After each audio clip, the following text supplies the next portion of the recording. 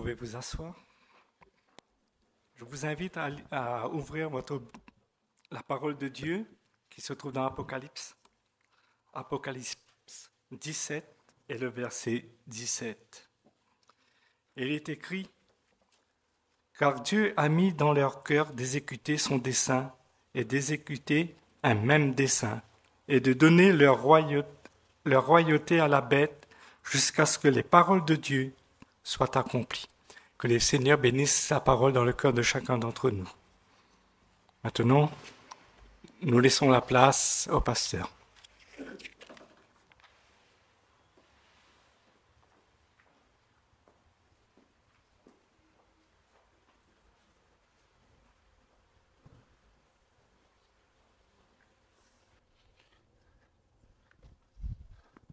C'est un privilège pour moi de pouvoir vous retrouver. Et je vais faire avec vous la suite de ce que j'avais fait il y a à peu près 3 semaines de cela, je crois. Ça fait à peu près 3 sabbats où je vous avais présenté donc la perspective prophétique et l'éclairage jeté sur ce qu'on appelle les élections américaines que nous venons de vivre. En fait, l'exercice pour nous, c'est de voir si nous arrivons à cette lecture, de parvenir à cette lecture de l'ère du temps.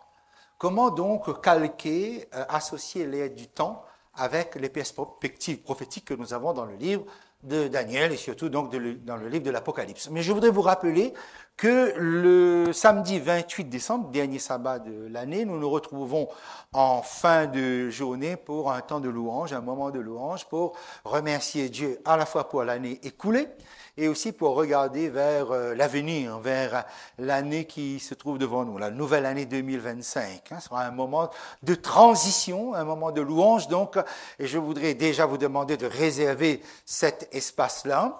Et puis nous allons nous retrouver, amener vos amis, amener des membres de la famille, voilà, dites-leur et montrez-leur comment, chez les adventistes, donc, on peut glorifier le Seigneur à travers les chants, mais aussi à travers nos prières, à travers des textes de la parole de Dieu.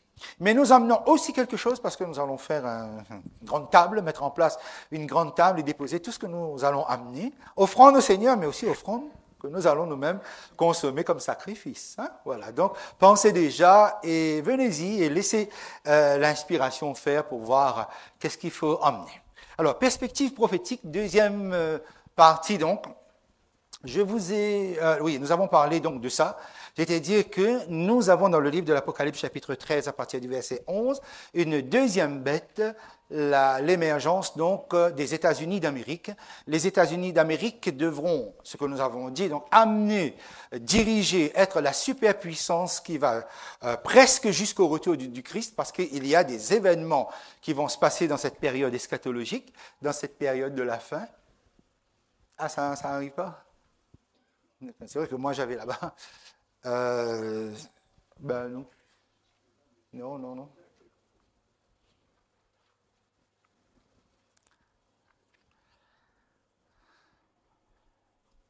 Si j'ai ici, ça veut dire que c'est bien branché, donc c'est bien là-bas que la chose ne se fait pas. Bon, en attendant, ok. Voilà, donc nous avons une deuxième bête qui symbolise, représente l'émergence des États-Unis, de la puissance américaine comme superpuissance sur la scène de l'histoire, et cela va conduire le monde, mais non plus dans une perspective de répression ou de dictature, mais plutôt dans une perspective idéologique, démocratique et surtout économique, avec donc, ce qu'on appelle le capitalisme et le libéralisme économique. Non, on n'a toujours pas. Voilà, je vous fais un petit résumé très rapide donc, de ce que nous avons vu la dernière fois. La deuxième bête d'Apocalypse 13 qui représente cette superpuissance. Et nous avons des données bibliques, des données prophétiques qui nous permettent d'être très précis concernant donc cette superpuissance qui va devoir aller jusqu'à la fin. Et comme préalable essentiel, il y a 2 préalables essentiels pour comprendre les prophéties de Daniel et de l'Apocalypse. C'est-à-dire donc les prophéties qui mènent jusqu'à la fin. Le premier préalable concerne l'éruption divine au niveau de cette terre. Il y a 2 façons pour Dieu de faire irruption de cette terre, dans l'histoire de ce monde, soit d'une manière violente, soit d'une manière non violente. On avait vu que le déluge, comme Sodome et Gomorrhe, c'est l'irruption violente de Dieu, et là c'est catastrophe, c'est chamboulement. Et puis il y a des irruptions de Dieu qui sont non violentes. On a vu par exemple les prophéties, la statue de Daniel 2 par exemple, c'est Dieu qui donne un rêve. Mais Dieu, à plusieurs reprises, intervient et on ne sait pas forcément que sa main est intervenue. Cette main se fait d'une manière invisible, mais Dieu donne l'impulsion. C'est-à-dire, il peut utiliser les circonstances présentes, il les agence, et le but de Dieu, c'est de pousser tout cela vers l'ultime de l'histoire de ce monde, c'est-à-dire vers le retour de Jésus. Et il y a un malentendu lorsque les gens lisent le livre de l'Apocalypse, parce qu'ils pensent que l'Apocalypse, c'est un dévoilement de l'irruption violente de Dieu dans l'histoire, alors qu'en fait, c'est un dévoilement de l'irruption non violente de Dieu dans l'histoire. Le seul moment où il y a cette violence directe de Dieu, c'est dans le chapitre 16 avec les 7 fléaux. Lorsque donc le temps de grâce est terminé, les 7 fléaux vont descendre sur cette terre, c'est là que nous avons quelque chose qui est violent, qui est terrible pour cette humanité. Et nous avons parlé des élections américaines et nous avons dit voilà, que l'élection de Donald Trump entre dans le plan de Dieu. On avait fait une démonstration là-dessus. Non pas que Donald Trump est l'élu de Dieu, le Messie, le Sauveur, comme les évangéliques le proclament, mais plutôt de par son positionnement économique, violent, presque guerrière, qui va maintenir les États-Unis en haut de l'échelle comme étant une superpuissance économique. Et comme il est climato-sceptique, c'est-à-dire il ne croit pas au réchauffement climatique, eh bien l'économie va continuer à produire à tout va, c'est-à-dire donc balancer dans l'atmosphère encore plus de dioxyde de carbone, donc contribuer au réchauffement climatique. Et qui dit réchauffement climatique dit tous les désastres naturels, toutes les catastrophes auxquelles nous assistons, ça vient du réchauffement climatique. Mais comme il n'y croit pas, et comme tous ceux qui sont derrière lui, y compris donc les pays qui sont dans sa vision idéologique, n'y croient pas non plus, et comme il exerce une influence suffisamment forte, pas seulement lui, mais les États-Unis exercent une influence suffisamment forte au niveau de ce monde, eh bien le monde va suivre. Donc ça veut dire plus de catastrophes. Par exemple, je vais vous donner un exemple qu'on appelle le phénomène de subsidence. Qu'est-ce que c'est? Eh bien, on l'a constaté à travers des capteurs, avec des machines très, très sophistiquées, y compris même satellites, c'est que comment dire cela, le sol est en train de s'enfoncer. Et généralement, on prend toujours un pays, on regarde ce qui se passe, et à partir de ce pays, on comprend ce qui se passe dans l'ensemble de l'humanité. Ici, nous sommes avec Pékin. Bien, lentement, mais le sol est en train de s'enfoncer. Il y a des villes qui sont en train de s'enfoncer. En principe, on dit à peu près donc 3 cm sur un siècle. Vous voyez, ça veut dire qu'on ne perçoit pas que la ville est en train de s'enfoncer. Mais par exemple, Pékin, comme Shanghai, en un siècle, s'est enfoncé de 30 cm. C'est-à-dire ça descend. Alors, vous ne le voyez pas et on va dire, mais quelles conséquences? Mais en fait, les inondations sont plus violentes, plus crues. Et c'est ce que nous constatons de plus en plus. Se pose la question, mais pourquoi? Ben voilà, parce qu'en Chine, ils sont dans un système très abusif des nappes phréatiques, c'est-à-dire donc ils pompent dans le sol, mais aussi ceci, c'est que le monde, la Chine, construit des bâtiments, de plus en plus de bâtiments, et ça pèse. Et autrement dit, donc c'est le poids des constructions qui font enfoncer le sol. Mais pas seulement en Chine, mais un peu partout dans le monde, je crois, le chiffre est à peu près 6 300 000 kilomètres carrés sur cette terre, que l'écorce terrestre est en train de s'enfoncer. Et ça s'enfonce parce que l'homme ne saisit pas à quel point ces constructions, ce à quoi il se lance, mènent cette humanité dans cette ruine. Par exemple, si on fait l'extraction des mines, le sol s'est fragilisé. Et qu'est-ce qu'ils font pour renforcer le sol au-dessus? Ils mettent du béton dessous, ils injectent du béton dessous. Donc forcément, en sous-sol, vous avez du béton et ça fait un poids. Okay? Donc, pour vous dire à quel point l'humain est en train de creuser sa propre tombe. Mais vous avez, à La Réunion, on n'est pas épargné par cela. C'est ce qu'on appelle le glissement de terrain. La Réunion, c'est l'île intense, c'est beau, c'est joli, etc. On vante tout ça sur le plan touristique, mais il y a l'aspect politique qui bloque un certain nombre d'informations. Quand je dis bloc, ils ne peuvent pas bloquer, mais on n'en parle pas tout simplement. Ici, nous sommes à Grand-Îlet. Et Grand-Îlet, c'est ce petit village qui est dans les hauteurs de Salazie, là, qui est très joli, avec des habitants très formidables. Eh bien, il faut savoir qu'à La Réunion, nous avons des falaises qui sont très fragiles et nous avons des sols qui sont très instables. Et on assiste à des glissements de terrain qui sont terribles et qui auraient de quoi effrayer les habitants de l'île parce que, bon, nous prenons toujours une partie, nous étudions et nous l'envoyons sur l'ensemble de l'île. L'affaissement de terrain, c'est-à-dire les effondrements, sont dus, c'est vrai que catastrophes géologiques, des raisons géologiques, mais par exemple, on a constaté qu'à Grand-Îlet, il peut pleuvoir sur une année à peu près 3 mètres d'eau en hauteur. Mais il suffit d'un cyclone, comme il y a eu, ces 3 mètres d'eau sont là, en un espace très court. Et qu'est-ce qui se passe? Eh bien, vous avez donc ces effondrements, vous avez ces fissures, vous avez donc cette catastrophe-là qui est là. Par exemple, c'est-à-dire donc il y a un abaissement, c'est-à-dire les falaises sont en train de tomber. Je vais vous montrer par ce petit film-là que nous avons ici. Voilà, il est en train de descendre. Vous voyez, la falaise descend. Vous avez ici, ça descend entre 30 et 55 cm par an. Regardez bien cette zone ici qui se trouve être habitée. Eh bien, ça descend entre 15 à 30 cm par an, et puis en haut, un petit peu moins. Si vous additionnez tout ça, ça veut dire que chaque année, la falaise de Grand-Îlet descend au moins de 1 mètre de hauteur. Et il faut savoir, vous voyez, donc vous avez des habitants qui sont ici, et vous avez donc ces falaises qui tombent, ces chutes, et qu'est-ce que ça occasionne? Ça occasionne des fissures. Et les gens ne semblent pas très inquiets parce qu'ils se disent, bien, on a l'habitude.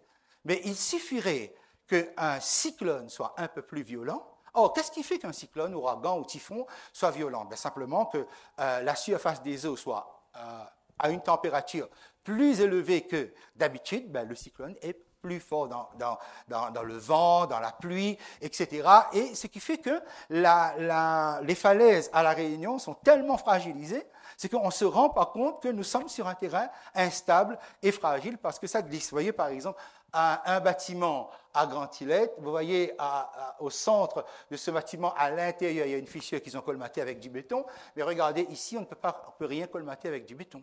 Mais les gens ne sont pas forcément aléatés, ils se disent « Ah, mais on a toujours connu ça, ça va, il ne va rien arriver, etc. » Mais seulement, ils ne se rendent pas compte que les choses sont en train de s'accélérer, c'est-à-dire il y a un emballement. Écoutez bien, je vous donne un chiffre, simplement. Je vais te dire que Grand-Îlet, je parle seulement de Grand-Îlet, on n'a pas le temps de faire le tour de La Réunion, mais ça aurait été intéressant un jour qu'on parle des côtes, des plages, ce qui se passe là-bas à Saint-Gilles. C'est inouï, mais on n'en parle pas parce qu'il y a des raisons politiques et il y a des raisons aussi touristiques à cela. Eh bien, 350 millions de mètres cubes sont en train de glisser. Là, en ce moment, en mouvement, sont en mouvement perpétuel. 350 millions de mètres cubes de terrain sont en train de glisser. Qu'est-ce que ça va donner? Vous voyez, donc le réchauffement climatique menace. Ce ne sont pas ces pauvres habitants de Grand-Îlet qui sont responsables de ça. Et ils sont gentils, ils sont bien. C'est dit, mais ça ne va pas arriver, on a toujours ça, ça va aller, etc. Ben oui, mais ce qu'ils ne savent pas, c'est que ça s'emballe. C'est en train de s'emballer, mais on n'en parle pas, parce qu'en parler, ça veut dire que économiquement on recule, politiquement on recule, personne ne veut se lancer là-dedans. Mais un jour, quand il faudra faire des évacuations, comme en Chine, ce sont quand même des centaines de millions de personnes avec cet enfoncement et cette montée des eaux qu'on évacue très rapidement. Mais parfois, on n'a même pas le temps de les évacuer, ces gens meurent. Vous voyez? Donc, autrement dit, ces catastrophes ne sont pas voulues, décidées, envoyées par Dieu, mais Dieu utilise tous les systèmes que les humains, ou par la décision politique, mettent en place pour cela. Okay? Donc, le premier préalable essentiel à comprendre, c'est l'irruption non violente de Dieu, c'est-à-dire le plan de Dieu se réalise même si on ne se rend pas compte, même si on n'en est pas conscient. Le deuxième préalable, et là je vous fais le rappel très rapidement, c'est la statue de Daniel 2. La statue de Daniel 2, c'est la prophétie de base qui nous permet de comprendre l'ensemble même des autres prophéties. La tête d'or représente quel empire universel? Babylone. La poitrine et les bras en argent représentent quel empire universel qui a succédé? Mèdes et Perses. Troisième empire universel. Le ventre et les cuisses en bronze représentent quel empire? la Grèce, et les jambes de fer, Rome. Et après ça, donc, nous avons eu l'occasion de beaucoup parler là-dessus, je n'y reviens pas trop. Nous avons donc ce démembrement de l'Empire romain et l'Angile qui se rajoute, c'est-à-dire un élément religieux qui va donner la constitution de cette puissance occidentale qui commence d'abord avec l'Europe et qui va se poursuivre. Et là, ce sont les États-Unis, le livre de l'Apocalypse qui nous permet de comprendre que l'histoire de la puissance occidentale se scinde en deux parties. Une première partie avec l'Europe, et une deuxième partie par la suite dans l'évolution de l'histoire avec les États-Unis.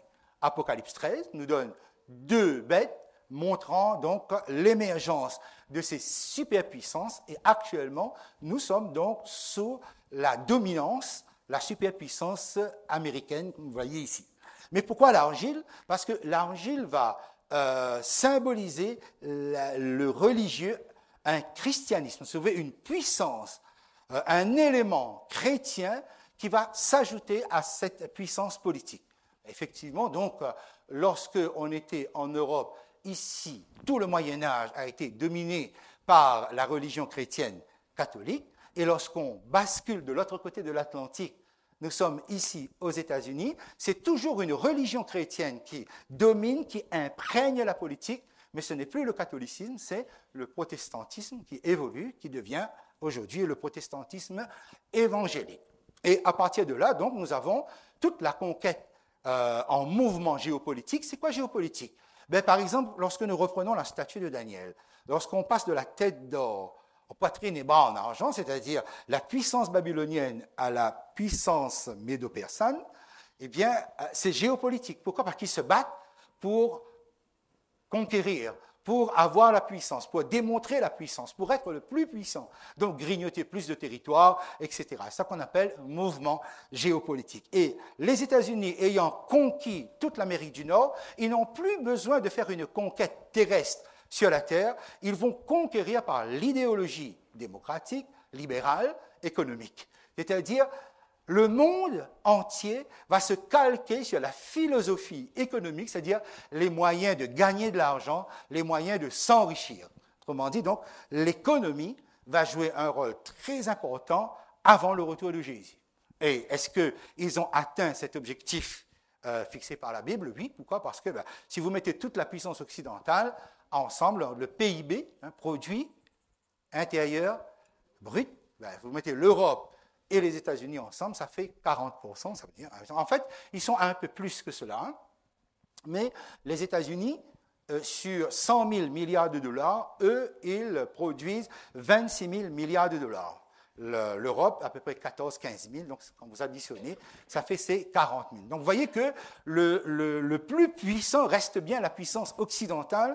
Et c'est cela qui a été prédit par la Bible. Et ça demeure. Donc, mais on a changé de continent, parce qu'on est de l'autre côté, et les États-Unis vont être justement cette puissance qui va étendre cette domination à partir de l'économie. Je rappelle que lorsqu'il y a eu, je ne sais même plus si je l'ai dit d'ailleurs la dernière fois, lorsqu'il y a eu l'abolition de l'esclavage avec Abraham Lincoln aux États-Unis, la raison, c'est pourquoi? L'abolition de l'esclavage, humaniste, etc. Oui. Ça, c'est ce qu'on avance.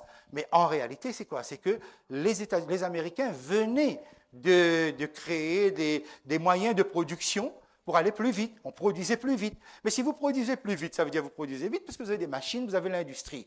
Et vous exportez plus vite et vous vous enrichissez plus vite. Mais le Sud voulait garder les esclaves. Les esclaves sont des mains. Okay, les cotons, ça prend du temps. Et or, ils voulaient que tous les États-Unis soient... Donc, il fallait abolir l'esclavage pour mettre la machine en place. Et c'est ça que le Sud, particulièrement le Texas, avait résisté. La guerre qu'il y a eu, c'est une guerre pour imposer un système économique capitaliste de production et surtout de distribution. Voilà, c'est ça qui a amené cette grande guerre. La raison est essentiellement économique. Alors arrive Donald Trump. Donald Trump dit donc la guerre en Ukraine, je règle ça en 24 heures. Et ce qui se passe dans la bande de Gaza, je règle ça aussi parce qu'il faut arrêter avec les... Pourquoi? Parce que lui, il n'est pas un homme de guerre. Lui, c'est un commercial, lui, c'est un dealer, il se met à table et il négocie.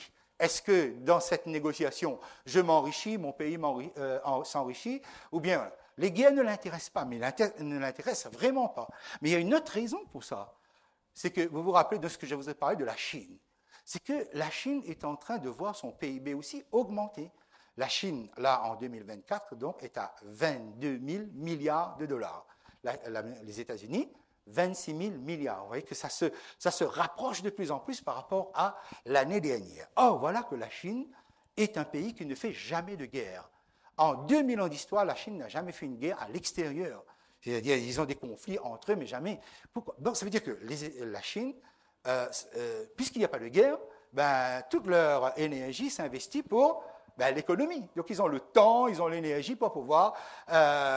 et Donald Trump, qui lui aussi n'est pas un guerrier, il se dit, mais pourquoi je vais m'embarrasser avec la guerre en Europe? Parce que c'est de l'argent qui part en Ukraine. Pourquoi je vais m'embarrasser avec la guerre en Israël, dans la bande de Gaza? Parce que c'est de l'argent, c'est des millions qui vont là-bas. Donc, on arrête ça pour que mon énergie soit essentiellement sur cette guerre économique avec la Chine. Et je vous ai dit la dernière fois, faites bien attention à cela.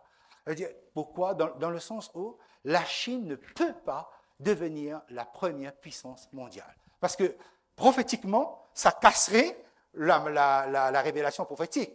La Chine ne peut... Et là, c'est Donald Trump qui, avec sa violence, son outrance, sa manière de considérer les choses, qui se lance, et il va y arriver, hein, parce que rien ne le retient. Parce que il a tout le pouvoir qu'il faut aux États-Unis, et il a tout le pouvoir, toute l'influence qu'il faut sur la scène mondiale. Et, je le rappelle, Apocalypse chapitre 13, vous voyez bien ce qui va imposer la marque du 666, c'est sur une base économique. Donc, de nouveau, la prophétie nous donne raison dans notre lecture. Okay? Personne ne peut plus ni acheter ni vendre sans avoir soit la marque, le nom, le nombre de son nom, c'est-à-dire 666. Raison économique, si je ne peux plus acheter ni vendre, ça veut dire que je ne peux plus être dans le circuit. C'est-à-dire que je ne pourrai plus me nourrir. Comment on va faire alors si on est persécuté, si on est et qu'on ne peut plus manger? Qui va nous nourrir? Là, c'est là notre confiance, c'est ce qui va se passer, c'est que Dieu va s'occuper de nous nourrir lorsque nous ne pourrons plus être dans ce circuit économique. Et je rappelle, hein, quand vous lisez Ézéchiel chapitre 27, chapitre 28, Apocalypse chapitre 18, il y a un effondrement mondial économique avant le retour de Jésus. Pourquoi l'économie? Est-ce que vous savez pourquoi? Est-ce que vous comprenez pourquoi l'économie? Le jardin d'Éden, le péché originel. Okay? Sur quoi nos premiers parents ont péché? Ils ont consommé une richesse qui ne leur appartenait pas. Et tout le système économique et capitaliste financier qui va se mettre en place, ça va être à l'image du diable. Qu'est-ce que le diable? Le diable, c'est s'accaparer des richesses de Dieu. Et qu'est-ce que le diable veut faire avec cette humanité? Vous mener à adopter une attitude économique de production, okay, où vous pouvez vous accaparer, vous pouvez accaparer les richesses des autres. Vous pouvez accaparer indûment les richesses de Dieu. Donc, c'est bien le problème construit sur le péché originel, c'est bien sur la base économique. C'est-à-dire prendre, s'enrichir indûment. Je rappelle, hein, le capitalisme, c'est les moyens de production, et le libéralisme, c'est les moyens de distribution. C'est-à-dire quoi? Ça veut dire que production, j'ai un capital. Et plus j'ai de capital, plus je peux produire. Okay? Et plus je peux produire, le libéralisme, je vends au prix que je veux. Alors, imaginons que je suis un agriculteur et j'ai beaucoup de matériel, j'ai beaucoup de terrain, donc j'ai un capital très gros. Donc, je produis de la tomate. Et donc, j'ai beaucoup de tomates. Alors, je peux vendre la tomate à 50 centimes le kilo. Mais le petit producteur qui est à côté, il a moins de capital. Okay? Il a moins d'outils, il a moins de terre. Et moi, plus j'en ai, plus j'en achète, etc. Ça veut dire que lui, il va produire moins. Et pour pouvoir rentrer dans les frais, qu'est-ce qu'il doit faire? Il doit vendre ses tomates plus cher que le mien. Et vous arrivez, est-ce que vous allez avoir ces considérations-là? Vous allez dire, ah, c'est le petit producteur, là, on va acheter les tomates avec lui. Est-ce que vous vous dites ça? Non, vous dites, ah, ça c'est 50 centimes, là-bas c'est 2 euros, c'est la même chose, je prends là-bas. Vous voyez? Donc, le petit producteur, il va couler, il va disparaître. Et le gros producteur que je suis, je continue à acheter des terrains parce que je m'enrichis forcément en vendant à 50 centimes des tonnes de tomates, je me continue. Et voilà, ça marche comme ça. Si vous êtes riche, vous allez vous enrichir. Si vous êtes pauvre, vous allez vous appauvrir. Le système est diabolique, mais le système est comme ça. Okay? Et l'Amérique instille ou distille cette pensée-là là-dedans. Donc vous pouvez comprendre pourquoi, avant le retour de Jésus, quand ce monde va chuter, c'est son économie qui va chuter. Jésus revient, mes amis, cela est une certitude. Alors je vous invite à maintenant voir dans la Bible un moment avec moi comment ça se pose, comment la Bible met les symboles qui sont là. Apocalypse chapitre 12, prenez-le, tout le monde prend. Apocalypse chapitre 12. Apocalypse 12, nous avons le dragon. Qui est le dragon? Qui est le dragon? Alors, le verset 3. Un autre signe parut encore dans le ciel, et voici, c'était un grand dragon rouge, ayant 7 têtes et 10 cornes, et sur ces têtes, 7 diadèmes. Le grand dragon rouge, c'est le diable. Merci beaucoup.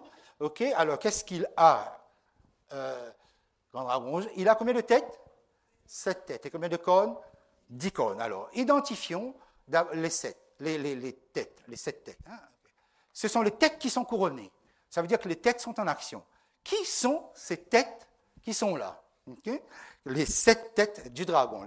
C'est-à-dire les 7 instruments que le diable va utiliser pour atteindre son objectif. Eh bien, si nous reprenons la statue de Daniel, nous n'avons pas de grandes difficultés pour pouvoir identifier chacune de ces têtes. Alors, la première tête, c'est la tête d'or, du coup, c'est Babylone.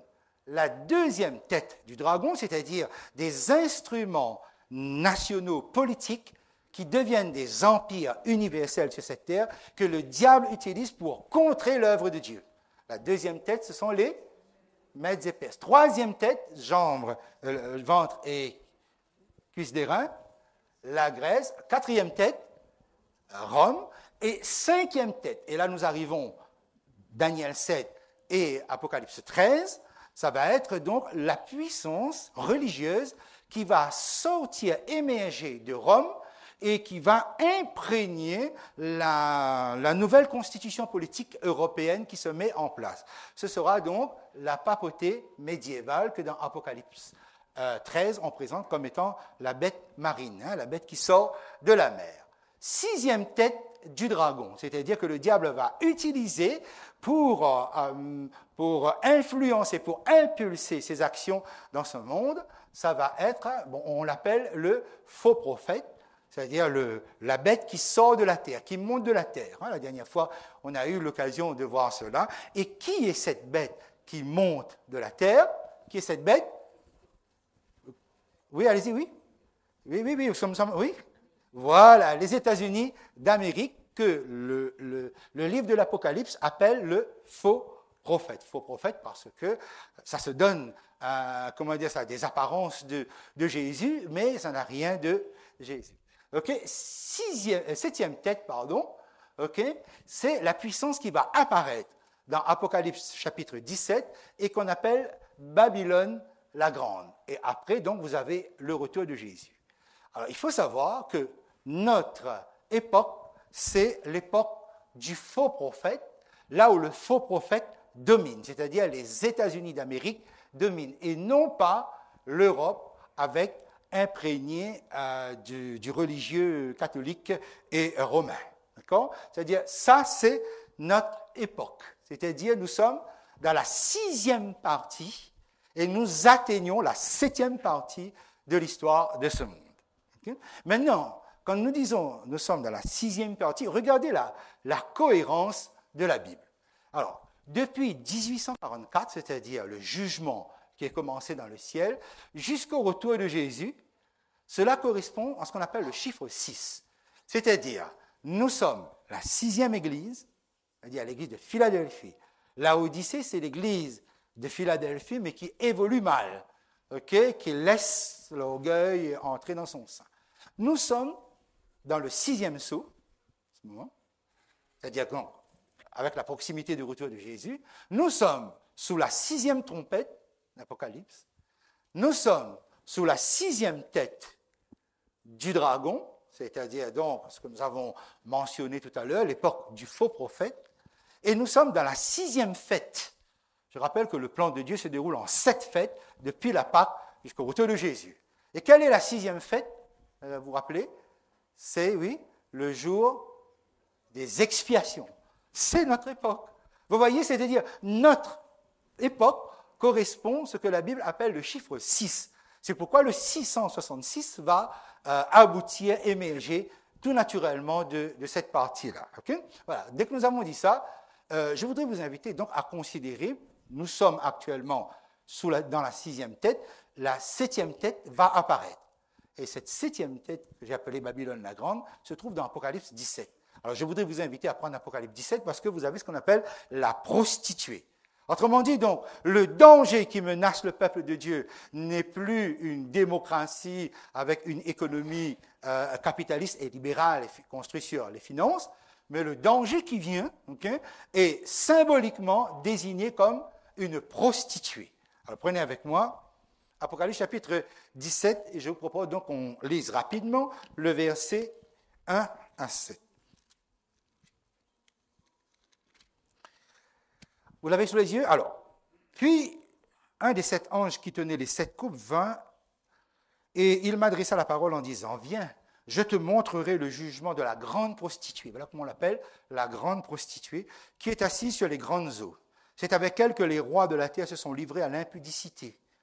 Et c'est du vin de son impudicité que les habitants de la terre se sont enivrés, les habitants de toute la terre. Vous voyez, donc il y aura un impact universel. Il me transporta en esprit dans un désert. Vous notez ça? Et je vis une femme assise sur une bête écarlate, pleine de noms de blasphème, ayant 7 têtes et 10 cornes. La bête. Cette femme était vêtue de pourpre et d'écarlate, et parée d'or, de pierres précieuses et de perles. Elle tenait dans sa main une coupe d'or remplie d'abominations et des impuretés de sa prostitution. Sur son front était écrit un nom, un mystère, Babylone, la Grande. Voilà, donc nous avons Babylone la Grande ici. La mère des prostituées, vous avez des impudiques, c'est la mère des prostituées, et des abominations de la terre. Je vis cette femme ivre du sang des saints et du sang des témoins de Jésus. Et en la voyant, je fus saisi d'un grand étonnement. Et l'ange me dit, pourquoi t'étonnes-tu? Je te dirai le mystère de la femme et de la bête qui la porte, qui a les 7 têtes et 10 cornes. Vous voyez bien, il y a le mystère de la femme, la grande prostituée, mais de la bête qui est dessous. Donc c'est 2 entités distinctes. Verset 8, je peux lire très rapidement, la bête que tu as vue était, elle n'est plus, elle doit monter de l'abîme et aller à la perdition, et les habitants de la terre, ceux dont le nom n'a pas été écrit dès la fondation du monde dans le livre de vie, s'étonneront en voyant la bête, parce qu'elle était, qu'elle n'est plus, et qu'elle reparaîtra. Bon, j'ai fait une lecture rapide, mais juste saisissez la compréhension de cela. Identifions la bête, pas la femme. La femme est dessus, sur la bête. Alors, la bête, qu'est-ce que c'est?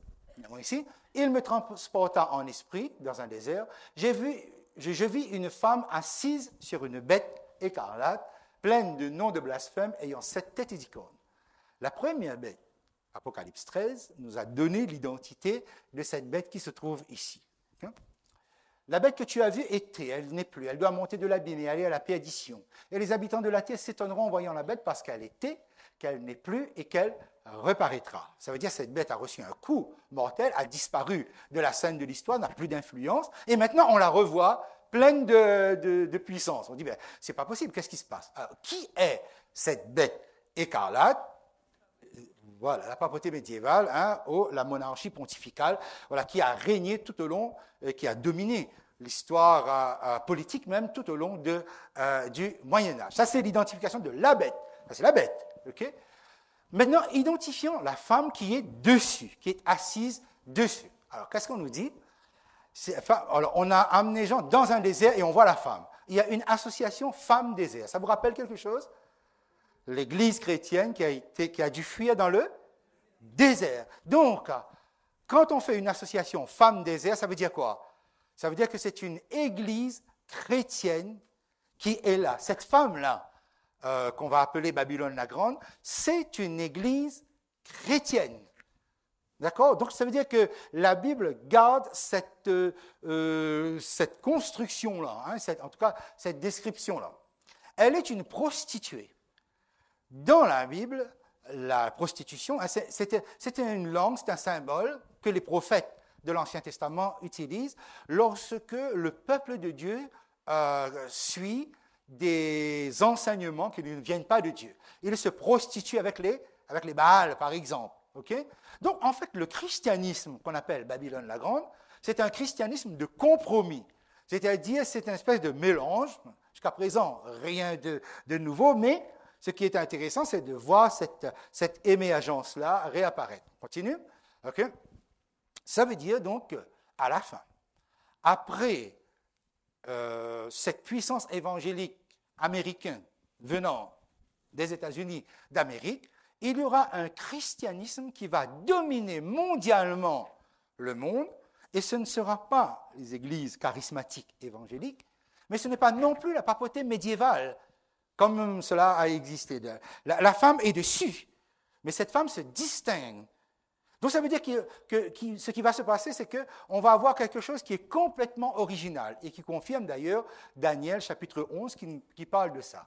Alors, quelle était la caractéristique de cette femme? On nous dit que la femme, alors littéralement c'est comme ça, ayant été revêtue de pourpre et d'écarlate. Ce christianisme qui domine à la fin. En fait, c'est un instrument, c'est un système qu'on va fabriquer sur mesure pour répondre aux besoins des gens qui vont exprimer au plus profond d'eux-mêmes quelque chose de neuf sur le plan religieux, quelque chose de nouveau sur le plan religieux. Et cette institution, symbolisée par une femme, donc une église chrétienne, va arriver à séduire, parce qu'actuellement la papauté ne séduit pas le monde, mais cette église-là va réussir à séduire et à exécuter le plan de Dieu. Okay? Et regardez bien, il y a sur elle les attributs qui sont normalement sur Jésus. Par exemple, elle est revêtue de pourpre. Or, chez Jésus, c'est la couleur de sa royauté, couleur rouge de sa royauté. Elle est vêtue d'écarlate. Or, chez Jésus, c'est la couleur de son sacrifice. Et elle est revêtue de fin lin. Or, chez Jésus, c'est la perfection de Christ. Elle se retrouve avec toute cette institution, se retrouve avec tous les attributs de Jésus, pour vous dire comment les gens vont être dupés, parce qu'ils vont dire, ça c'est Jésus, ça vient de Jésus, ça c'est l'œuvre divine, ça c'est l'œuvre de Christ. Okay?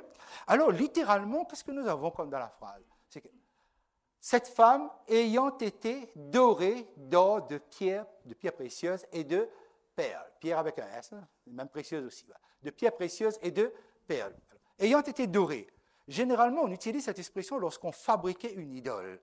Donc, autrement dit, à la fin des temps, la bête qui est dessous et qui n'a pas encore la crédibilité internationale va construire, fomenter, confectionner une religion sur mesure pour satisfaire les gens. C'est-à-dire c'est la confection d'une idole.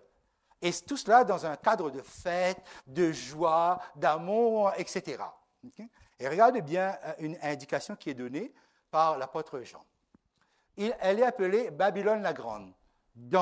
Cette appellation vient de Daniel 4. Vous vous rappelez quand Nebuchadnezzar a gonflé d'orgueil, de puissance, dit voilà Babylone la Grande que j'ai bâtie et construite. Babylone la Grande, c'est pour indiquer que cette religion spécifique, qui ne va durer qu'un temps, spécifique, est en position de force. Et l'humanité va dépendre de cette religion-là pour subsister, pour tirer sa subsistance. Spirituelle, bien entendu, puisque donc ça va être un fournisseur.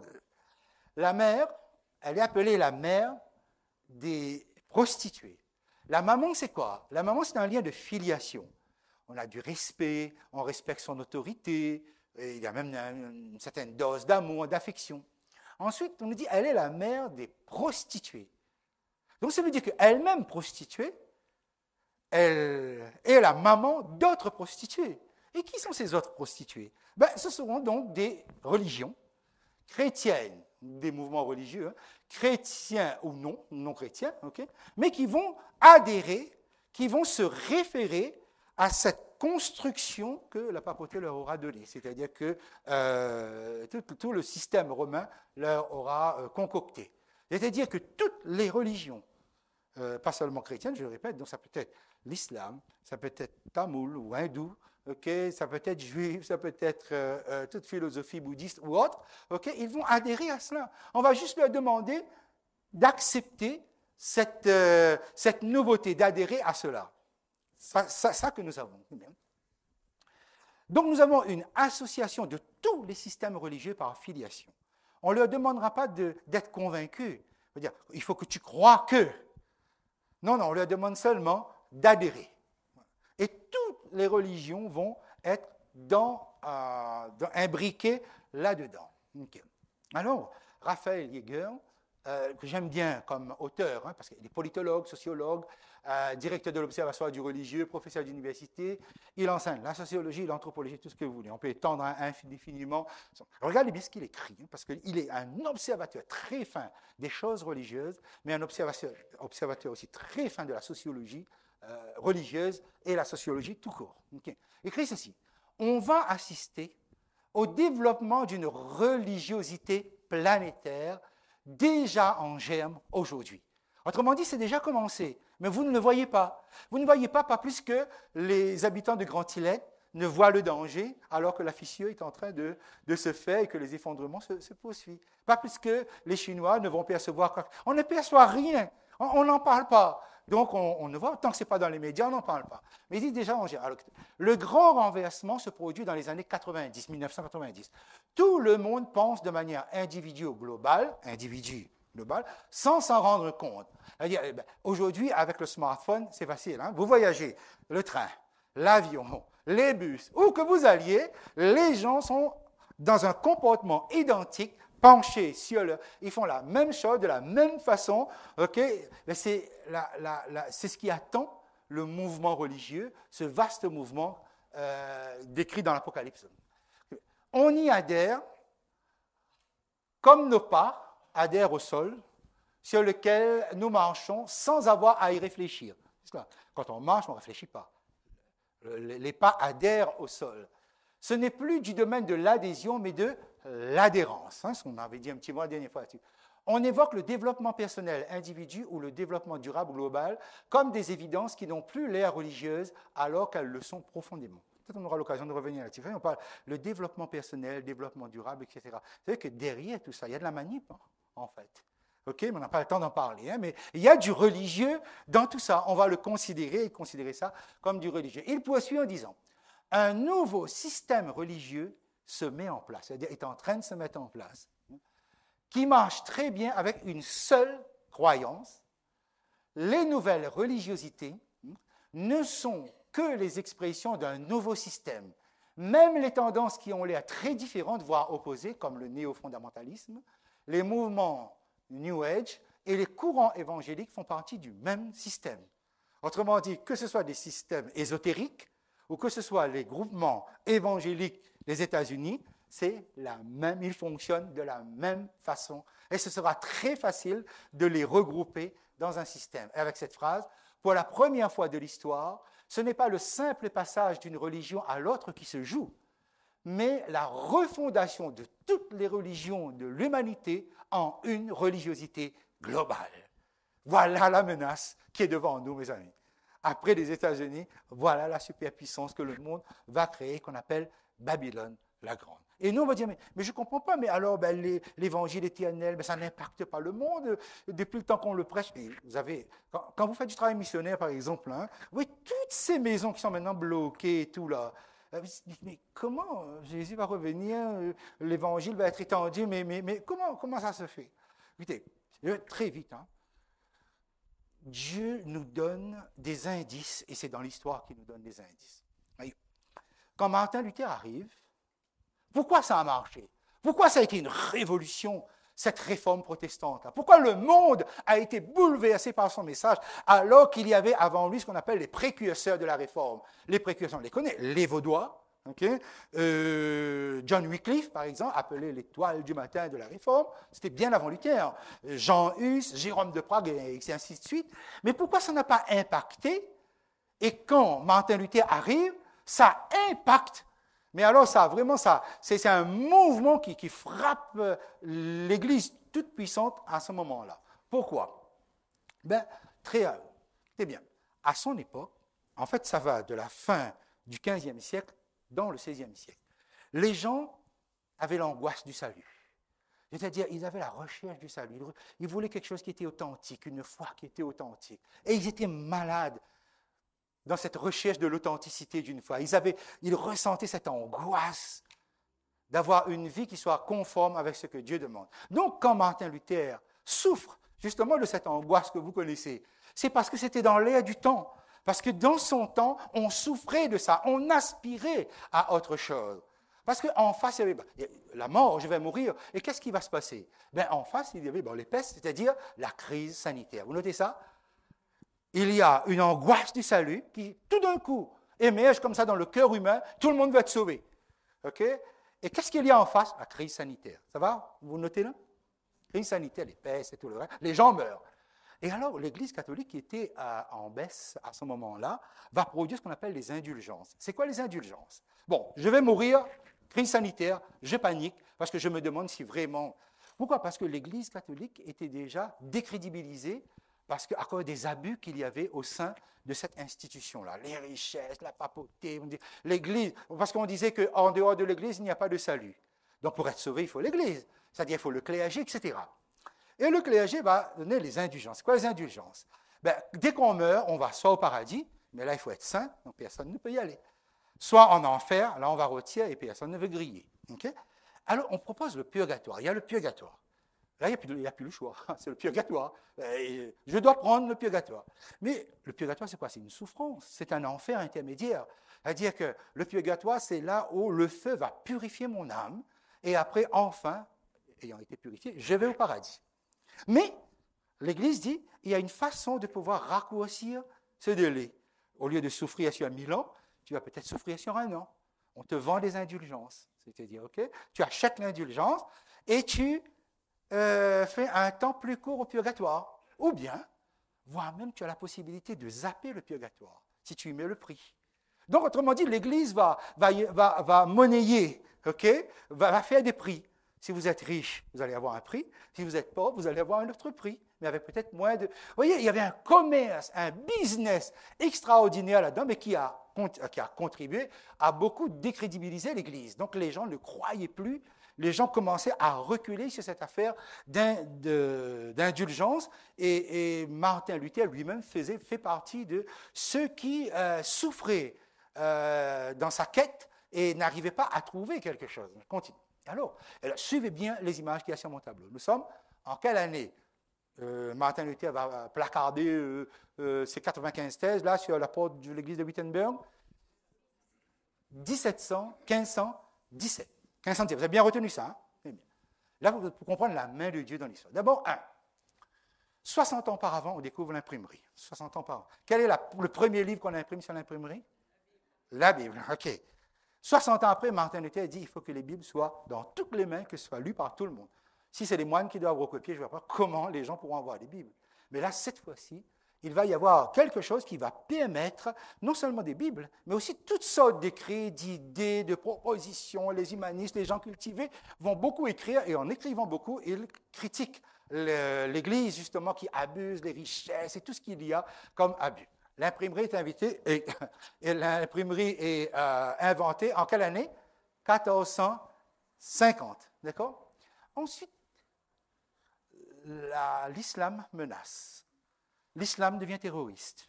Et ils sont là, à la porte de l'Allemagne, du côté de l'Est. Ils viennent de causer la chute de Constantinople et ils disent maintenant nous allons attaquer la seule Rome qu'il y a, c'est-à-dire en Italie. Et les gens ont peur. Ils disent, mais donc, ma religion est... Vous voyez, ça a fait augmenter la menace islamique. Se met en place. Ça, vous voyez là?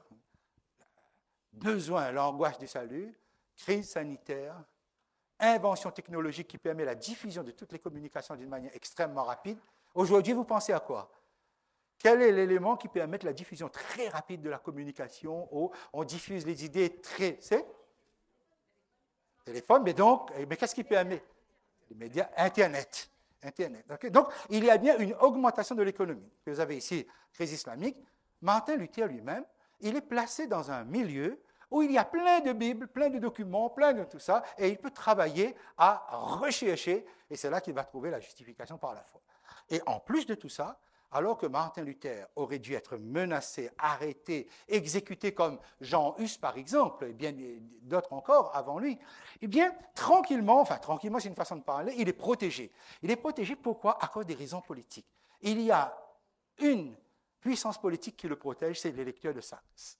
Et du coup, l'empereur germanique ne peut pas mettre la main sur lui. Il est gardé, il est protégé. Alors, réfléchissez un instant. C'est bien. Dieu va susciter, dans le temps où nous sommes, avant Babylone la Grande, ou lors de l'émergence de Babylone la Grande, Dieu va susciter dans les cœurs un besoin profond du salut et d'une foi authentique à partir de sa parole. Ce sera l'évangile éternel. Les gens vont le rechercher. Parce qu'en face d'eux, c'est quoi? Les crises augmentent. Crise sanitaire, certes. Mais la peste, c'est comme le Covid-19, c'est comme Ebola, c'est comme la grippe aviaire. Ça apparaît, et puis tout d'un coup, ça disparaît. Après, ça revient. Mais dis, mais où ils vont ces virus-là entre-temps? Mais c'est exactement la même chose. Nous sommes dans la même configuration. Et il y a une technologie qui permet de diffuser très rapidement et très facilement un message authentique, c'est-à-dire l'évangile éternel. Vous savez quel est cet outil technologique? Quel est ce moyen de communication? Internet. La menace islamique, je n'ai plus le temps d'en parler. Okay? Avons-nous à profusion de la documentation pour pouvoir sortir et répondre aux besoins des gens? Oui. Mes amis, vous savez la seule chose qui manque? Que les gens ressentent l'angoisse du salut. Et ça ne peut être suscité que par Dieu. Préparez-vous, pourquoi? Parce que jusqu'à présent, on n'a pas eu l'impact de ce message. Mais c'est comme pour Martin Luther. Avant lui, le même message, voire même encore plus fort comme avec John Wycliffe, était prêché, mais il n'y avait pas d'impact. Lui, il arrive et il y a un impact. Pourquoi? Parce que Dieu avait mis en place toute la configuration qu'il faut pour que son message passe et la protection qu'il fallait. Donc, le jour où nous serons menacés à cause de notre message, Dieu mettra en place des pouvoirs politiques pour nous protéger, comme Martin Luther était protégé par les pouvoirs politiques. Après, il y avait quelque chose, regardez ça. 1492, qu'est-ce que c'est, 1492? Oui, c'est ça? Oui, Christophe Colomb découvre l'Amérique. Vous avez remarqué? 1450, découverte de l'imprimerie. 1453, la menace islamique. 1492, Christophe Colomb découvre l'Amérique. Lorsque les protestants, les vrais, seront persécutés, ils auront besoin d'un lieu de refuge. Et où est-ce qu'ils vont trouver le lieu de refuge? Là-haut, le Seigneur avait déjà préparé une terre, un terrain, un lieu de refuge. Donc le Seigneur a déjà préparé un lieu de refuge le jour où les vrais enfants de Dieu seront persécutés. C'est déjà préparé. On ne le voit pas, c'est après coup qu'on voit tout ça. Et on se rend compte, mes amis, regardez comment 1450, 1453, 1492, tout était préparé pour que le message de Luther passe. Et ça s'est propagé à grande vitesse grâce à quoi? Grâce à l'imprimerie qui avait été inventée.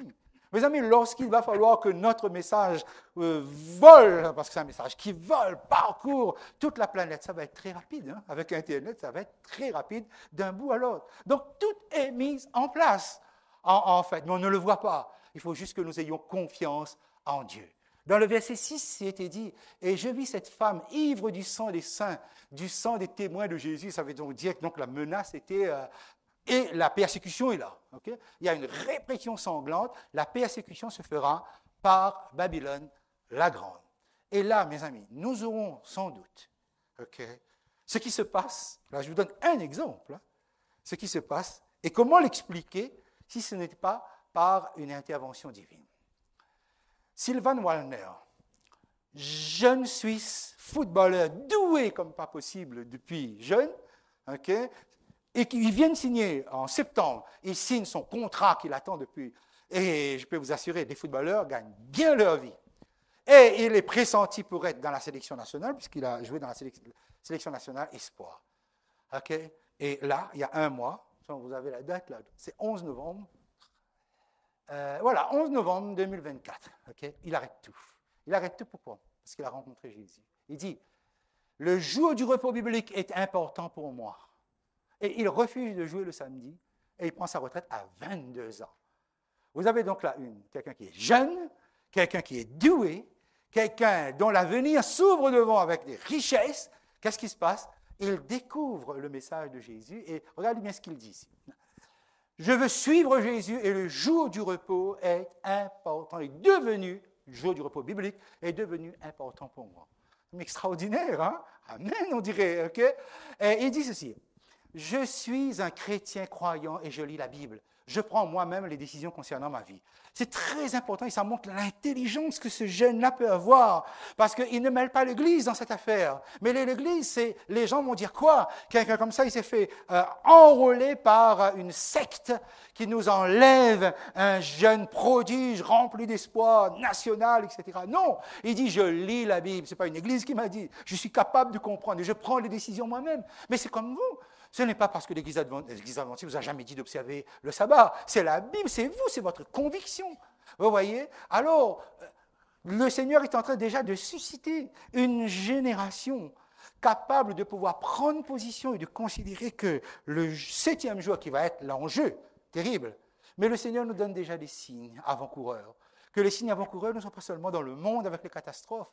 Les signes avant-coureurs sont aussi dans notre sein, où des personnes sont capables de tout sacrifier pour Jésus, de tout donner, de tout abandonner pour la cause de Christ. C'est extraordinaire, n'est-ce pas? On est heureux en entendant ça, ok? On espère que... Voilà.